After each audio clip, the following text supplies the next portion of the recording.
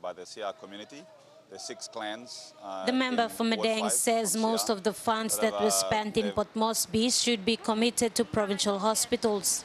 This is to ensure that basic services like medicine actually reach the people. It's a serious concern. The fact that the government is struggling to fund in terms of essential services like medicine, and yet we're spending 600 million on APEC. What is APEC? Our people in the village are dying in remote locations and settlements for lack of basic medicine, and yet we're spending money that should have been going down to them. It's going into major events like APEC and building massive multi-million kina stadiums in Port Moresby. All their roads, double ceiling roads that go nowhere. All the people's money has been spent in Port Moresby when that fund should be committed to the provincial hospitals and in terms of ensuring basic services. And this is what happens when you have bad governance. And corruption is rampant.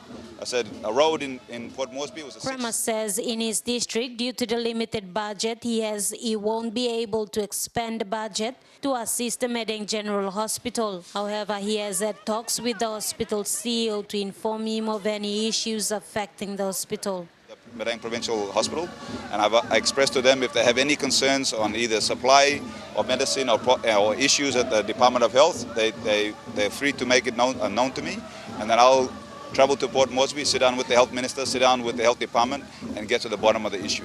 Last month, patients traveling from the remote villages like Usinobundi expressed frustration over the shortage of drug supplies in the province. Patients were given prescription to purchase drugs from pharmacies. Most of these patients say they were not able to afford drugs sold in pharmacies. EMTV Madang has been following up on the recent drug shortage experience at the rural clinics and the Modilon General Hospital. However, we were informed the health department had issued a circular advising them not to talk to the media. Thus, our attempts to talk to the hospital CEO or the Director of Medical Services to find out why we have a drug shortage were not successful. Meanwhile, Mr. Kramer says the only issue that would be a problem is if any press release or statements issued by hospitals are misleading or are not true. But it is against the hospital's constitutional rights not to express their concerns to the media. If hospitals are issuing the truth and stating the truth, and it's a fact. I mean, you look at UPNG now, they've increased the fees. Why? Because the government never honors its commitment to fund the universities. So the universities have no money. So they got no choice but to apply the fees, a fee structure times 3.